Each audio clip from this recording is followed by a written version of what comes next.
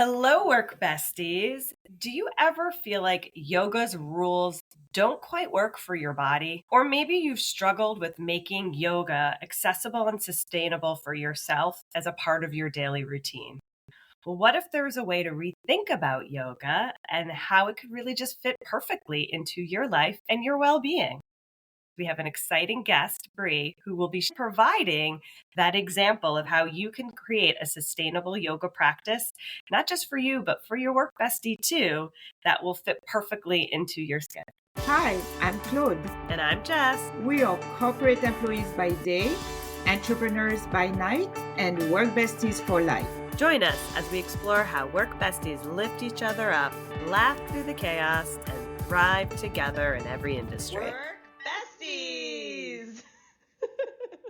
Hi, Brea. How are you? I'm fabulous, and thank you for having me here. Great. Can you tell a bit more about yourself? I'm Brea Johnson. I am the founder of Heart and Bones Yoga. So Heart and Bones Yoga is an online platform. We've been out sharing sustainable, accessible, wonderful, fabulous yoga education and classes online since like 2018. But myself, I've been teaching yoga since 2003. I've been doing this for a very long time. It's really wonderful to have been able to create this beautiful global platform and community to really give an approach to yoga that isn't your like, let's get our leg around the head type yoga. Kind of try to like, it's more like, let's move in ways that feel really good and that are easy and simple. Let's be a little bit more mindful and lovely, supportive, realistic kind of ways, So so that's kind of really the heart of the heart and bones. So Brea, when we kicked off to chat with you before we started the podcast, you made a comment that I found really fascinating about how you think of yoga as the yoga not yoga type product. Can you explain what that means? Yes. So, I sort of playfully said, this is yoga, but not yoga. And what I mean by that, because yoga, it is absolutely yoga. It's 100% like it's yoga. Yoga is this beautiful ancient wisdom tradition that's come to us from India for thousands of years. Like this is this truly timeless practice that once it hit the West and once it hit sort of our modern times, a lot of our cultural things of like all the wellness industry and all the problematic stuff with that really seeped into how we practice this practice of yoga. And so when I say it's yoga, it's not yoga, I'm not meaning it's not yoga. But it's not the yoga that we see in the mainstream, that real sense that gives people the perception that, well, I'm not skinny, I'm not flexible, I don't have those $500 Lululemon outfits, right? I can't afford to go to that yoga studio. Or when I do go to that yoga studio, I feel totally out of place because everybody seems to be in this sort of just it's a vibe that maybe doesn't fit with me. So that's what I mean when I say not yoga. It's not that mainstream type yoga. It's the yoga that's like, hey, how are you? Great. You can barely touch your toes. Fabulous. Happy to have you here. We don't care. It's great. Let's move and breathe and feel better together. So it's like accessible yoga. Anyone can practice it. Yeah. I mean, I actually love hearing that because I know with my sister-in-law, each time I see her, oh, let's do some yoga. And I'm always scared because, like you say, I'm not flexible anymore. I don't have the body anymore and I don't feel comfortable anymore. So if there is, in fact, a class where they can relate to me, that I think is a win-win. It is. And it's, I sigh because it really is such a, like what you say is such a thing. And that it's a thing that I'm almost, because I live in my own little bubble. And so I'm almost surprised that this is not like, oh yeah, right. People are still feeling and having this perception that yoga isn't for them, or what you're saying that you've changed, as we aged, lifestyle, working jobs that require you to sit most of the day, right? These are the things that are going to make us feel like we can't do that mainstream perspective of yoga, because we already have this assumption that in order to do yoga, you have to be this young, flexible body. And also because like not all yogas were created equal. And so you go to your local yoga studio where you don't really know what you're getting into, or your doctor's like, you should do yoga. And then you go to the studio down the street, let's say, and it's like a flow class, and that might not be appropriate for a lot of our bodies. And so then that turns a lot of people off of yoga and realize and think that that's not for them. Yeah, so much of Heart and Bones and my mission as a teacher and the platform and all of our teachers on that platform is really just like, no, we've got ways for you to do this. 5-minute classes, 20-minute classes, classes on a chair, classes for chronic pain, because the yoga also is so much more than just movement. Because if it was just movement, then we'd all go to like a Pilates class, right? Like, so it's got the movement for us to feel better, but the yoga part of it comes in the movement side because we're bringing kindness, we're bringing self-awareness, we're bringing mindfulness. This is the benefits of the yoga in a physical form. May the day come where the default consciousness of people when they're like want to do yoga, they can trust that there are places for them to go, rather than everything that you just said, Claude, which was, I want to do it, but I don't really know if this is going to be right, or I don't know if I'm going to be injured, because that happens a Right. lot. Exactly. So, Brie, you just mentioned a bunch of different kind of styles of yoga. Let's say you or your work bestie has commented, I kind of am interested in yoga. What would be a great place for them to start, or places for them to look into? That's so tricky because not all yoga in how we practice it here in the West being like North America, Europe, like not India, is pretty movement based. And it is based in a lot of these styles. And so it's really truly not created equal in the sense that it's like, well, I'm pausing because I wish it was a really succinct answer. It could be like, well, go to this style of yoga and this is going to be the Okay. thing for you. But there's so many different styles that are problematic in a lot of ways. Like, it's kind of interesting without going too deep into the weeds of yoga in terms of just like some of the styles have been created by men for men in a way, like Ashtanga yoga, some of these other styles, if anybody's familiar with them. A lot of times it was created for young boys who had physical abilities, who are able to do these like contortion-y things but who are the biggest practitioners of yoga these days? But women. Yeah. And women like of certain ages that can't and won't and shouldn't and don't need to get our legs around our head and our head to our knees. So the short answer, first, what do you want it for? When I teach teachers as well, it's so much about this. Why are we doing it? What are we looking for out of yoga? And also, what are we looking for to help? Like, what are we doing for most of the day? So if you and your work bestie want to do a practice after work, I'm just going to make an assumption. Most of us are probably sitting for a long time.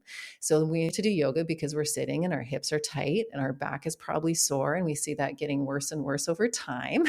The shoulders hunched at the shoulder. Okay, well, that's what we want to mitigate. I think when we think, plus stress, right? Plus the workplace stress. Yeah. So we have this whole thing of why we want to go to yoga is probably because we want to reduce our stress. We want to feel better and more flexible in our body. Your average yoga class at a yoga studio, generally speaking, and I'm making mass generalizations, we are all in different places around the world, and it might be different in your community, but a lot of times those classes will probably be fine for your body because you're going to move, you're going to stretch, and movement is really great to undo that work body adaptation and stress adaptation.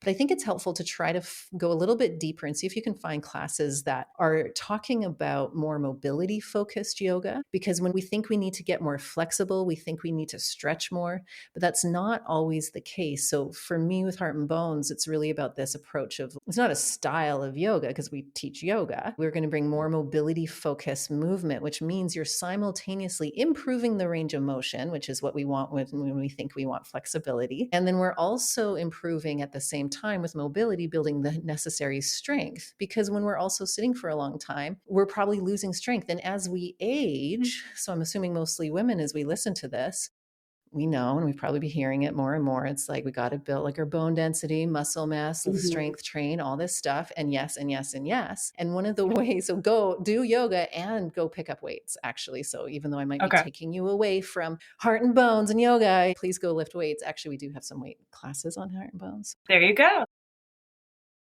There's my plug. But so it's having this, like, it's not just stretching. It's not just, I have tight hamstrings, now I have to stretch them. It's strengthen them, mobilize them. So approaches to yoga and teachers who understand anatomy informed movement How you find that, I'm not sure, because I'm not sure all teachers are like, I'm an anatomy informed teacher. But if you start to hear those words around, then you can trust, or if they say the words mobility, you might be able to feel a little bit more confident and like, oh, okay, this is the movement practice that's not just going to stretch me, but it's going to stabilize, it's going to strengthen me, it's going to help my nervous system, it's going to help my proprioception, my balance, everything that we need as we age and have sedentary jobs. That was a very thorough answer, so thank you. When I think about a lot of our questions that are coming from our work besties during our focus this season on wellness, it does have a lot to do with stress and burnout. Would that change your answer in the style of yoga, or would it still be the mobility? I think you can have it all. I'm a little bit biased because I've been teaching for 20 plus years and have been really teaching this anatomy informed approach for half that time. And I teach teachers to teach it around the world. This is the world I'm living and breathing in. And the research out there also backs this up. The nervous system and burnout. So a lot of times people will hear, okay, I'm stressed out, I should go to a yin yoga class because that's the gentle one. That's the one where we're going to stretch and it's quiet. And yes, I'm not saying don't, because if you go and you love it and it feels good, hooray. But in my mind, especially if we work full-time jobs, we don't and have kids and families, we don't have a ton of time to do a whole bunch of different things. So I'm always thinking contextually of the world that we're in. Well, we've got to multitask. So while we're doing yoga, Right. can it have some strengthening elements? Can it have some flexibility elements? Can it have that yin style feel? It's like burnout stress release. And I think you can, and there's ways to do it. And this is a generalized thing. It's going to be different for everybody. Our needs are going to be different. Sometimes it's not a yin class, maybe a fully restorative yoga class where it's all the props all day long. You're just lying around and being held by those props. Yes, there's no strengthening and mobility going on, but holy, your nervous system loves that. But maybe you don't have time to do both a restorative and a more movement-based thing. So maybe finding classes that allow that ability to have, we're moving, we're strengthening, we're doing all the things my body, my joints, my muscles need and want, and we're giving time at the end to just relax, do our relaxation, do our shavasana. And I think that's where I get really excited about having this online platform, because there's also then the convenience factor. So you go to work, you work done at 5, got to run to the yoga studio. When are you going to make dinner? When are you going to help like feed the kids, pick them up from daycare, wherever and however you are in your life? The convenience of these online classes, for example, I have 10 minutes, and 10 minutes makes a big difference to my shoulders that have been at my ears all day because my boss has stressed me out and I've got this deadline. So, wait, I can do 10 minutes of a shoulder mobility movement, and that is actually supportive for your nervous system. It may not give the same feeling quite as like an hour of restorative yoga where you just lied around and had a beautiful, delicious, Right. cozy nap, and it's still beneficial. That's also incredible to hear that we, like you say, we don't need to do a whole hour, even doing by 10 minutes. And so that you don't have to stress either. Say, oh my God, I did not have time to do my 1 hour yoga, which again, get the other way, you're even more stressed out. But knowing that you can do just 10 minutes and there's going to be some benefits to it, it's so great to hear. And when you hear that, and I hope as we're all listening, like, does your body just go, oh, right? Like sort of that, okay, right. I don't, like 10 minutes can be enough. And so that's a very good point. And I think that's something that, again, this mainstream perspectives and approaches to yoga under capitalism, which are, we got to have you in, and there's nothing wrong with an hour class. Cause I was about to say, we got to have you in for that Oh, hour. yeah. No, of like, course. right? You Hooray. have, If you can do it. You have always, okay, I can do the 1 hour, do the 1 hour. I can't do the 10 minutes. It's good enough. Yeah. Well, another thing to think about is because we talk a lot about when we kicked off the wellness, what we were going to do throughout our workday to help alleviate stress. And you don't have necessarily an hour throughout your workday. So seeing that there is on demand 5, 10 minute, maybe even 15-minute, whatever you can incorporate into your day might really be extremely beneficial, even more so than like some of the things we've been suggesting, which are also helpful, but like going outside and taking a quick walk or just walking over to someone to say hi. But this could also do the stress release, but also help you for other elements too. And it's not maybe, it is and is. Research has really shown, and I call it like little movements more often, or little moments of mindfulness more often, because it's also, that's where the yoga comes in, because that little moments of mindfulness is the movement. When you remember to go, right, Right. Okay. Even 5 minutes. And it's just such a deep program, I think, for all of us to just assume, well, if I didn't get the burn, if I didn't get that hardcore sweat, if I wasn't on there for an hour and a half, well, it didn't work. I didn't do enough. That is such a fallacy. It is such a fallacy that I feel I'm always just shouting from the rooftops. No, little bit of movements more often, because actually your body and your nervous system, your joints and your muscles actually all want variety and diversity. They want, meaning they want to move in a variety of ways more often. When we're in that chair at work for hours at a time, and there are so many different things, because I have this online platform, I feel like I keep promoting it, but what I'm really just using Well, as the I mean, example. because we have many people in our community that use it at work, and because we have classes that you don't even have to stand up for. Standing up is really nice, and actually there's classes that you don't have to do sitting either, they're just standing. But my point is, when you're at work, you can do these like a whole entire little 5 to 10 minute shoulder sequence, neck sequence. You will feel immediately. This is the most beautiful thing. It's not just like, oh, that was probably good for me. You're like, oh my God, how did 5 And I minutes of survive this without this. shoulder? So it really, I think if we can just really learn to trust that those little movements of, yeah. and they're little movements of self-care. And it goes back to what you both mentioned of making it accessible and realistic, and not adding that extra layer of stress when the stress is already in our lives. Now we have to stress about doing the things that are good for us. Right. And I think also learning, for example, the 10 minutes might be the beginning, right? You start the 10 minutes. Oh, I felt so good. I want to do it again tomorrow. 10 minutes, 10 minutes. And then you're like, oh, let me do 15 minutes now. Let me do 30 minutes. So those 10 minutes really make you start to have this habit to having to go straight to the 1 hour, which might be a bit scary. It is daunting. And well, and I always think of the yoga studio model, and yoga studio is great to be able to go to, but that 1 hour as well isn't just an hour, because you got to get right. there. It's the time to get there, and the time to go change home. for it. Yep. Yeah, that becomes elite, like 2 to 3 hours, depending how far away it is. And so what goes first in our stress management practices? The thing that takes all the time. So you're so right. The creating that habit, it's sustainable. When we take those little bites and those little steps, it's way more sustainable for those habits. And then I'm in my experience, people start doing this, and then your body's just like, hey, that was really nice. More. Like, psst, remember that shoulder stretch? Maybe do it twice a day for 10 minutes. Exactly. And then my legs want to feel as good as the shoulder. What about us? Oh yeah, the legs being jealous of the shoulders.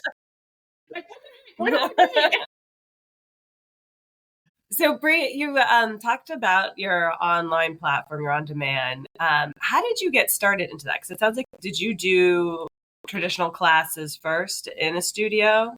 The teaching since 2003, did it full time. I've owned a brick and mortar yoga studio and travel teaching around the world, workshops. I've been at this game for a while. And then when I started to switch into more of what I call this anatomy informed approach, which is just inherently more inclusive, little movement more often, feel good, do everything we've been talking about. I started to notice there's a lot of yoga injuries, and a lot of this, I think it was around 2012 when there was a lot of conversation in the yoga world of like, and there was this, I think a New York Times article or some big article that came out about injuries in yoga, blah, blah, blah. And it just really created this story. And then a lot of teachers were like, yeah, wait, this is true. I've been injured. The people in my classes I'm teaching and what I was taught isn't really working for them. And so I started to do a lot of more education in anatomy and movement science, kind of outside of the yoga space, brought it back into yoga, and then realized there's a lot more people wanting to do this and a lot more teachers wanting to learn this way. I'm from Canada, but there was this global desire from people wanting to have more of this approach. And so it just lent itself really naturally to social media in those early days, of course. And by 2017, I was starting to go, okay, there's a real huge movement here. There's a real demand. Let's put this online so that it's not just like me on social media teaching people or on YouTube,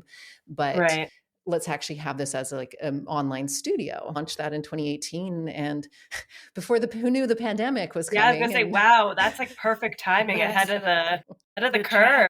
Yeah, absolutely. So then, which is great because it normalized being online, and it normalized because I think a lot of people were also like, well, how can I trust an online platform? If the teacher's not there. And this is I think the other power to this approach is that I could go on and on all day because I've seen the impact that even through the screen, even through a 10-minute class, 30-minute class, hour class on the screen, because we're teaching it in this way of anatomy informed movement, which means it's just inherently going to be focused on all bodies. It's inherently going to be clear, supportive cues that aren't focused on, okay, we need to get into the deepest pose we can, meaning just always use leg around the head because it's the most extreme thing. I don't think many Extreme people one. do actually Sounds do very that. painful. But it just because it really, and I love it because again, people who start to feel this in their bodies, even in an online class, and go, oh, this is what my body has been missing. I love the feeling of so many people will be doing yoga for years and they're like, yeah, it feels good. And then they feel how we sort of, again, this anatomy informed approach sort of tweaks certain ways of getting into the movements and getting into bodies. And we actually don't often even do traditional looking yoga poses. A lot of it's deconstructed because that makes it more accessible. And then people are like, oh, that's a lunge. I've been doing a lunge for 20 years. And then they try our little cues and tweaks and it's like, yes. And your body just knows that it's good and right. And so, yeah, so that was my big impetus with getting it online was like, okay, there's not a lot of other things out there that are doing this. Again, this mainstream approach, which is just like a stretch, feel good, and like toxic positivity and things like that. And how do new people coming to your platform know which classes to take? What a good question. Another thing I'm very passionate about. In mainstream yoga, we talk a lot about you got to do a beginner class, you got to do an intermediate or an advanced class. And what we're usually talking about with the classes is that it's a progression of able-bodiedness, meaning if I'm taking an intermediate or an advanced yoga class, generally speaking, I've got to have a certain amount of range of motion.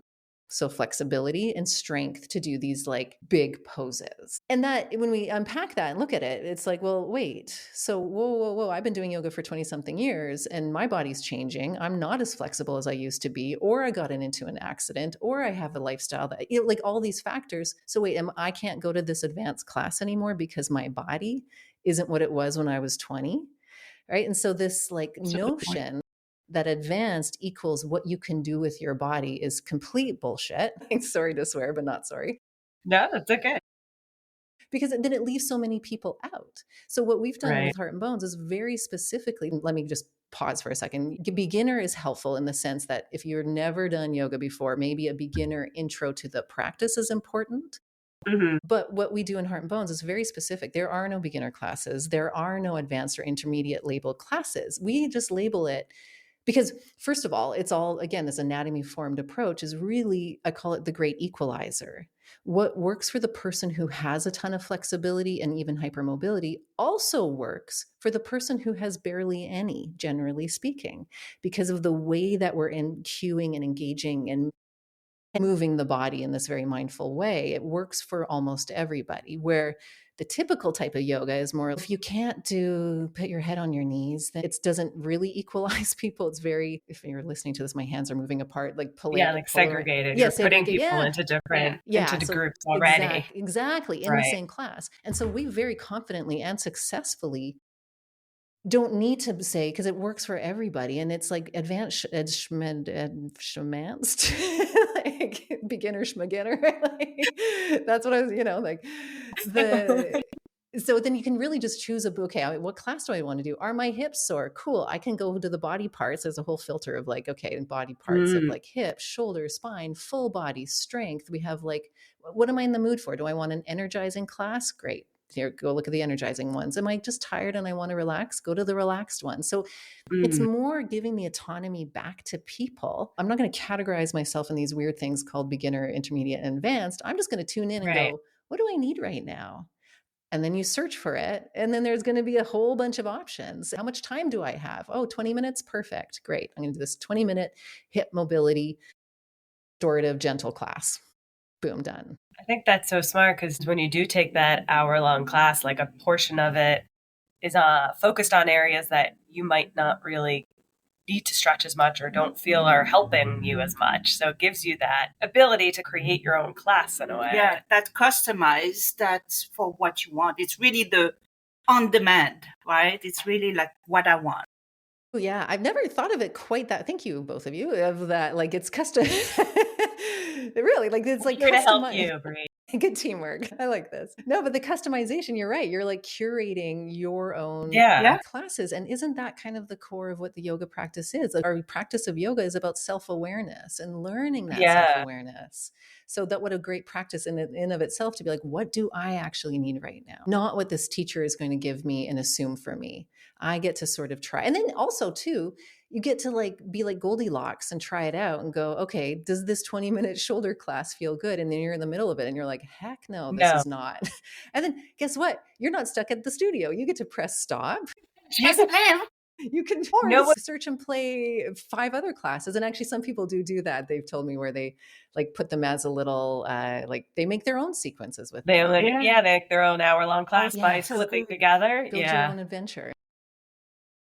And do you sometimes also do like live classes? Yes, yeah, absolutely. So we have a team of teachers that are on the platform, and every month we always hold live classes, which is also really lovely and nice. And I always feel like I have to plug the beauty of online live classes too, because I also teach for the last 7 years teacher trainings online. And I think a lot of people are like, oh, learning through a screen, how will I actually like, how can I be a yoga teacher if we're not there in person? But there's something, I think, because humans are so wired for connection, we are just like it's inherently here we are chatting through a Yeah. screen, Yeah. smiling and feeling Right. good and feeling connected. You still have that It's true. feeling You of still, connection. yeah, Yeah. It really and I is. think COVID made it even more because before it was more like screen, oh no, but we got so used to now have connections through the screen. Yes, yes. And you're still feeling something, you're still getting something. And it's Mhm. also inherently accessible because we're in different places. And then let's say with the live Right. classes, again, we have this global community and like we have a teacher in the UK, we have people coming from all over the world to attend. And